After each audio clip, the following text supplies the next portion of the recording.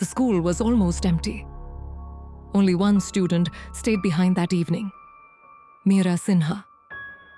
She sat alone in her classroom, tidying her desk as the orange sunset faded through the dusty windows. The hallway outside was silent until the wind rattled a loose window pane and a door creaked in the distance. Meera turned her head, listening. Then she noticed something strange. A black, leather-bound notebook lying near her desk. It wasn't hers. She picked it up. The cover was warm, strangely warm, as if someone had been holding it moments ago. When she flipped through the pages, all of them were blank, except the very last one. There, written in neat handwriting, were 3 words. "Write your name." She frowned. Probably some prank. She muttered and wrote, Meera Sinha. The moment her pen lifted, the ink shimmered, glowing faintly before sinking into the page. The classroom lights flickered twice. Thunder rolled somewhere outside. And from the corridor came the slow, dragging sound of a chair. "Hello?" Meera whispered. No one answered. Only the clock ticked louder and louder. Darkness swallowed the room. That night, Meera sat cross-legged on her bed, the strange notebook resting before her. The curtains moved, even though the window was shut. She opened the notebook again. This time, there were new words beneath her name. "Hello, Meera." Her heart began to race. She whispered, Who wrote that?" Her hands trembled as she picked up the pen and wrote, "Who are you?" For a long moment, nothing happened. Then, slowly, the pen twitched, and new words appeared on their own. "Someone watching you." Meera froze. Her lamp flickered once, twice. And then came a sound. Faint at first, a scratching sound from inside the notebook. She gasped, shoved the book under her pillow, but the scratching didn't stop.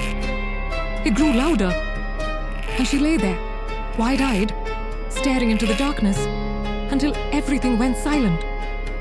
The next morning, she told her best friend, Ruchi. Ruchi laughed. "Invisible ink! Someone's just pranking you, Meera." At lunch, they sat near the window and opened the notebook again. A new line appeared, glowing softly. "Do not show anyone." Then another line formed below it. "He doesn't like that." The sunlight dimmed. The air turned cold.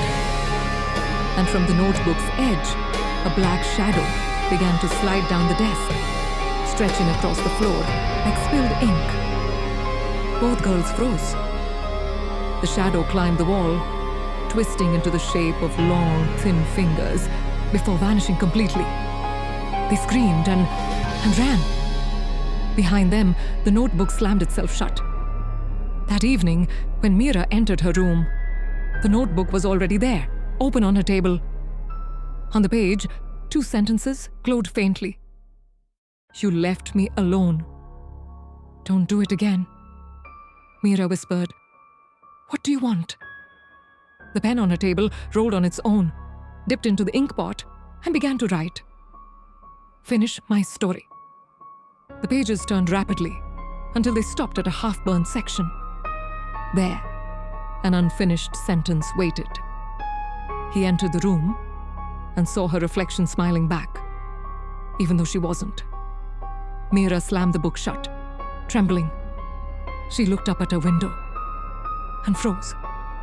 Her reflection was smiling. Days passed. Meera began searching old school files, digging through dusty archives. Finally, she found it. A news clipping from 1983. It spoke of a fire at Greenwood School. One student missing, Kyo Deshmukh. In the black and white photo, Kyo was holding the exact same notebook. That night, thunder roared outside. Meera opened the book again. "All right, Kyo," she whispered. "I'll finish it." The pen moved by itself, pulling her hand with it. 2 different handwritings appeared, hers and Kyo's, tangled across the page. Her breathing quickened. His voice, soft and distant, echoed with hers. The window fogged up, and on the misted glass, one glowing word appeared. Home. Tears filled Meera's eyes. She whispered, "Then I'll help you go home." She wrote the final line slowly, her hand trembling. And Keo finally found his way home. The candle beside her bent toward the notebook. The ink glowed gold. The pages turned softly and closed. Silence filled the room. Then a soft voice spoke behind her. "Thank you, Meera." She turned, and there stood a faint blue silhouette of a smiling boy near the window. Keo waved gently. Moonlight surrounded him, and slowly he faded away. The next morning, Meera's mother entered her room. Meera was asleep at her desk, the notebook closed beside her. Sunlight fell across the last page. In fresh ink it read, "The end." Her mother smiled and placed the notebook back on the desk. But as the light shifted, new faint words began to appear beneath it. "Who's next?"